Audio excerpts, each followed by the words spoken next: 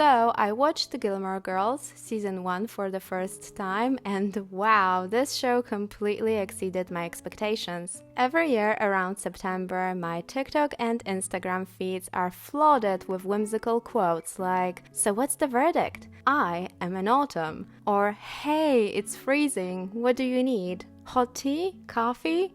Lip gloss," along with the endless memes about the cozy Lalala autumn. These gave me the impression that Gilmore Girls was just a little charming show about a quirky mother-daughter duo living in a picturesque small town where everyone knows each other, weekends are spent at pumpkin patches, and the local cafe serves the best hot chocolate. And to be honest, that sounded really boring to me. But this year, I finally gave it a shot and discovered that underneath the layers of coziness and comfort lies a TV show about class tension and family expectations. Season 1 feels less like a simple feel-good story and more like the beginning of an incredibly complex generational saga. The whimsy is there, sure, but it's paired with a lot of depth I truly didn't expect. The show's premise is really simple. Lorelai Gilmore comes from an upper-class family. She had her daughter, Rory, when she was just 16, which somehow led to her cutting ties with her wealthy parents and raising Rory as a single mother. Fast forward to the beginning of the show, Rory, who is this incredibly smart and talented golden child, is about to turn 16 and gets accepted into Chilton, an expensive private school. Hence, Lorelai has to turn to her parents, Emily and Richard, for financial support to cover the tuition. The parents agree to help, but on one condition. Lorelai has to rebuild her relationship with them and, together with her daughter, attend their family dinners every Friday night. This premise alone had me hooked. What exactly happened between Lorelai and her parents that made her go no contact with them? Who's really at fault? The show sets up these questions brilliantly, and I couldn't wait to dive deeper into the complicated and challenging family dynamics. I did, however, expect there won't be a simple explanation. From the very first episode, it's clear how much tension exists between Lorelai and her mother, Emily. Lorelai becomes visibly anxious and on edge whenever she's around her, and their exchanges feel so awkward, like they barely know anything about each other's lives. What really struck me was Richard's first words to Rory, which were, "You're tall," not "you've grown so much." His choice of words shows just how little Rory's grandparents know her. They truly are the perfect strangers to each other. But this clean slate quickly gets jeopardized by Emily's snide remarks towards Lorelai, and we start to get glimpses of what might have happened between them. Emily begins to criticize Lorelai's clothes, manners, parenting style, humor, and even her house. And anytime Lorelai tries to voice her own needs and boundaries, Emily mocks her or dismisses her entirely. These biting comments are constant throughout the season, and while I usually side with Lorelai, I can't help but enjoy their sharp back and forth. It's almost as if Emily views her daughter as a competition rather than someone to nurture and love. It's really heartbreaking because Lorelai clearly needs her mother's acceptance and affection. I can deeply relate to that feeling, which makes Emily's behavior all the more painful to watch. She definitely wins the Toxic Mom of the Year award. Emily also manipulates everyone around her. Richard and Rory, but most importantly, she constantly tries to influence and or control Lorelai. The way she meddles in Lorelai's already difficult relationship with Rory's father, Christopher, is astounding. She also holds her daughter's teen pregnancy over her head for years, reducing her identity to that one moment. The constant judgment, the never-ending guilt-tripping, it's traumatizing. And while Emily doesn't always have malicious intentions, her meddling definitely stems from selfishness and prioritizing her own needs rather than others. That said, as much as Emily frustrates me, the show does an incredible job of humanizing her. Take the episode where Emily visits Lorelai's house for the first time. She notices a picture of Lorelai in a cast and learns that her daughter broke a leg a couple of years ago during a yoga class. And the way Emily said, "I didn't know you broke your leg," broke me emotionally. And then that shot of her sitting in a car afterward, quietly realizing how little she knows about her own daughter, it's so sad. I really felt for Emily in that moment. I actually really love those small, soft moments when we see Emily's vulnerability. Like when she looks through old photo albums of Lorelai as a child, or when she tenderly cares for her after she injured her back. These scenes remind us that people aren't just good or bad, they're complex, and Emily Gilmore is no exception. We can also see that deep down, Emily really wants things to be different between her and Lorelai, but is trapped in her own habits and pride, so she doubles down instead of changing. One of the most satisfying moments for me in season 1 is in the episode where Emily's mother-in-law Trix visits. Trix belittles Emily at every turn. She undermines her in front of everyone, just like Emily undermines Lorelai. It's actually so satisfying to see this usually reserved and emotionally controlled woman completely freaking out and losing her composure because of her mother-in-law's nasty comments. As a matter of fact, Emily's behavior mirrors Lorelai's own anxiety and frustration when she visits her parents every Friday evening. Unsurprisingly, Richard is oblivious to Trix's cruelty because he's a total mama's boy. Just like often he overlooks Emily's behavior towards Lorelai. It's such a great parallel, which shows how toxic family dynamics repeat across generations. Now, it's easy to blame Emily for being cold, rigid, selfish, and hard to please, which ultimately led Lorelai to cut ties with her parents, but the truth is her father shares responsibility too. Watching Richard being so detached from his family made me wonder who's actually a worse father, Richard or Christopher. Sure, Richard didn't technically abandon Lorelai like Christopher did with Rory, but he's still an absent father in his own way.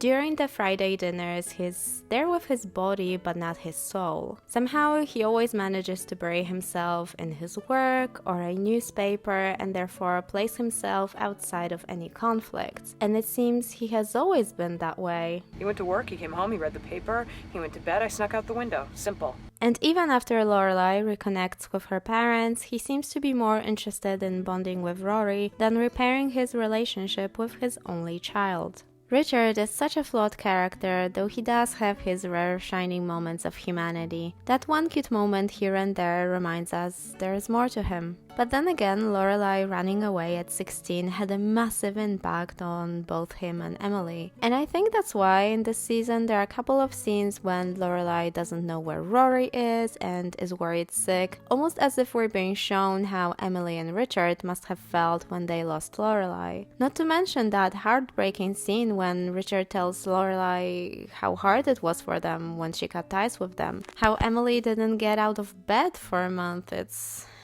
heavy stuff. This scene specifically left me asking the question the show seems to pose. Did Richard and Emily really deserve to be hurt that much by Lorelai? And it's complicated because while the pain of losing Lorelai so young had a profound effect on them as parents and as people, their parenting style, their control, judgment, and lack of emotional connection had a massive impact on Lorelai's development.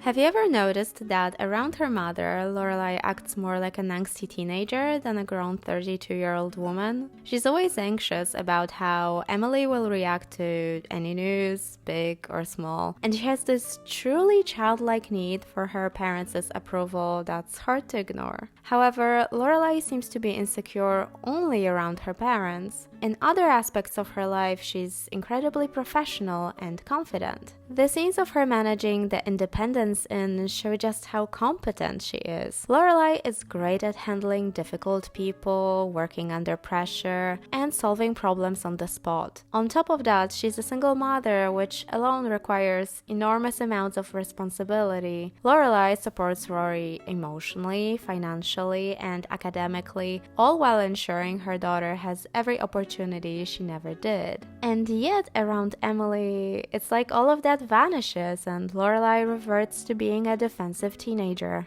In modern psychology, some schools differentiate the concept of an inner child, which refers to the parts of us shaped by our childhood experiences and emotions. If we were to apply this concept to Gilmore Girls, then I would say that Lorelai's inner child takes over almost exclusively in her interactions with her parents. Growing up in a controlling and judgmental environment, Lorelai's emotional development became quote-unquote stunted, which means parts of her maturity remain stuck in her teenage years. This would explain her sarcasm toward Emily, her childlike need for approval, and even her diet choices, which look exactly like the diet of a teenager: pizza, burgers, and takeout. With Rory, Lorelai tries to create the bond she missed with Emily, but her unresolved inner child leads her to blur the traditional boundaries of a mother-daughter relationship. Hence, Lorelai often treats Rory more like a best friend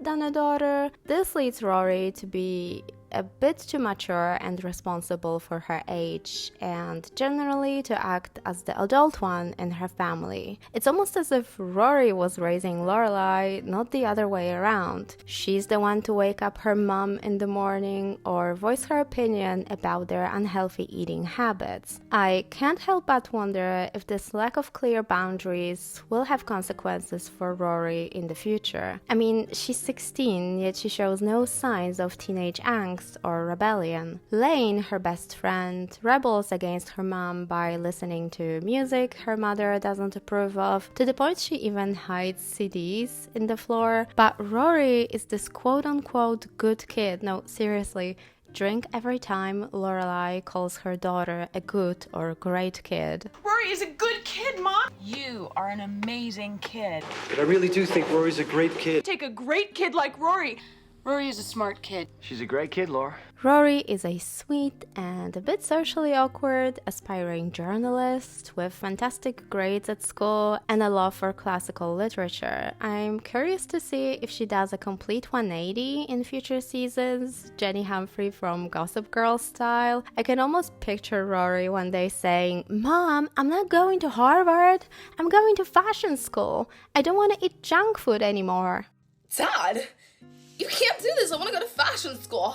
As the greatest poet of our generation, Charlie XCX wrote, "I guess the apple don't fall far from the tree, 'cause I've been looking at you so long, now I only see me." Whether Lorelai wants to admit it or not, in some ways she is similar to Emily. Unfortunately, the personality trait that links them is selfishness. Throughout the first season, it becomes clear how often Lorelai pivots conversations back to her own life experiences, even in moments that are not about her. For example, when Babette's beloved cat Cinnamon dies, Lorelai somehow shifts the conversation to herself. Similarly, when Lane panics after touching that boy's hair, Lorelai once again redirects the discussion to her past and talks about her getting pregnant at 16. This tendency to make herself the focal point mirrors Emily's behavior. Take the episode where Emily insists on hosting a birthday party for Rory, which becomes more about impressing Emily's social circle than genuinely celebrating her granddaughter.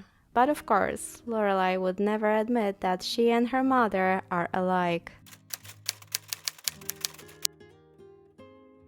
At its core, Gilmore Girls is a show about women and their relationships with each other, but surprisingly, it also has plenty of romance. So let's talk about Lorelai's relationships. Season 1 sets up a subtle rivalry between Luke, a diner owner, and Max Medina, Rory's teacher at Chilton. And can I just say that Max is a fantastic romantic lead? Handsome, charming, capable of grand gestures. He really feels like a great match for Lorelai. His dynamic with Rory is equally lovely as he steps into the role of a true father figure. Max isn't just invested in her academic performance, but shows genuine concern for her emotional well-being. Yet despite all of this, there is something about the relationship that feels off. Like, Lorelai isn't as crazy about him as you'd expect. And then it hit me in the episode where Christopher, Rory's biological father, shows up. This is the type of guy that Lorelai is drawn to. Quick-witted, rebellious, on a motorcycle, essentially a bad boy. Max is perfect, but maybe he's too perfect for her. And so, even though season 1 ends up with Lorelai getting engaged to Max, I can't imagine this relationship lasting. Max is flawless, and maybe that's the issue, he's too perfect. Whereas Luke, with his grumpiness, feels more complex. And also, let's not forget that Emily was the first one to call out Lorelai on her feelings for Luke. The plot thickens. Meanwhile, Rory dates Dean, a teenage boy who recently moved to Stars Hollow from Chicago and shares Rory's love for reading. Their meet-cute is almost 500 Days of Summer-esque. Rosemary's Baby. Yeah. Well, that's a great movie. At first, Dean seems like a genuinely nice boyfriend. He works at the grocery store after school, so he doesn't come across as a spoiled teenager who thinks he's too good for a job. Unlike Tristan or other boys at Rory's school, Dean is sweet, polite, and well-behaved. He even gives Rory a handmade bracelet, which is cute. Like, on the surface, he's the ideal first boyfriend. But there is something about him that feels off. And the cracks start to show when he tells Rory he loves her. She doesn't say it back right away, which makes him furious. And instead of respecting her feelings, he breaks up with her on the spot. To me, this reaction screams insecurity. Dean is deep down very insecure, but since he's a teenager, he doesn't know yet, I hope, how to deal with this emotion in a healthy way, so he turns it into anger.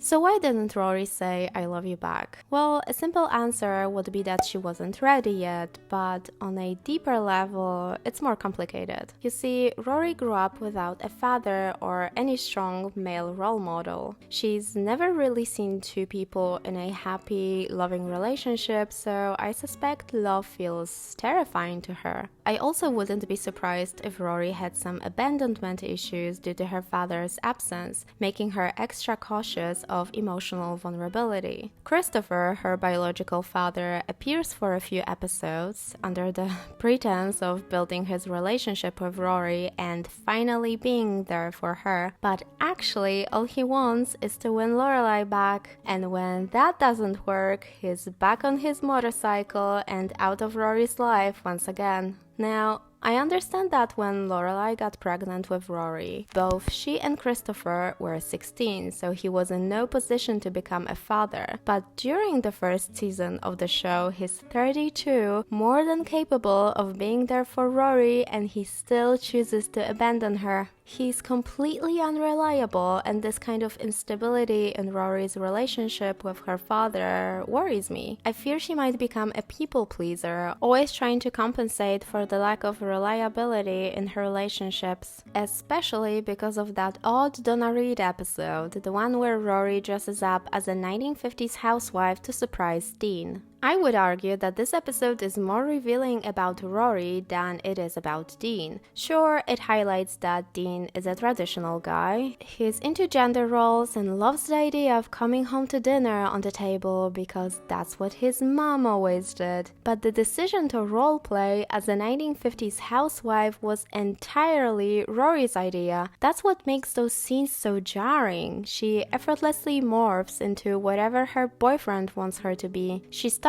the episode being so opinionated about Donna Reed, feminism, and women's rights, but after doing some research and, let's be honest, wanting to please Dean, she completely switches her perspective. It's quite unsettling to watch her shift her identity so easily. And since my knowledge of the later seasons is limited, I'm curious to see if this behavior repeats. Will Rory keep molding herself to fit the expectations of her relationships, or will she grow more confident in her own identity? I guess I'll have to keep watching to find out. Overall, I loved the first season of Gilmore Girls. It's such an odd show in the best way possible. The pacing is slow and steady, and everything about it feels so wholesome, even the clearly empty coffee cups. One of the best aspects of Gilmore Girls is how even the smallest characters reappear throughout the season. They create a true sense of continuity and make Stars Hollow feel like a quirky, warm, and vibrant place to live. I absolutely adore Babette and her cats. R.I.P. Cinnamon. I would also watch a spin-off about young Miss Patty and her wild dancing career. As someone who's interested in pop culture, I also really appreciate all the cultural references. And Maury just got cable so you can watch those 4 girls talking dirty if you want to. That was for sure the SATC reference. And I just adore the scenes when Rory and Lorelai hang out, watching TV or movies. There's something so cozy about me watching them watch stuff and listening to their takes. It's like curling up with your best friend for a movie night. But then again, some plot lines hit a little too close to home, which made me unexpectedly sad. I didn't anticipate relating so much to so many characters and scenes. The mix of comfort and emotional trauma is what, in my opinion, makes this show so special. Gilmore Girls isn't just a feel-good series, it's brilliant and sophisticated. It sticks with you long after you've watched it and refuses to let go. Happy holidays, everyone. I'll see you next year. Bye!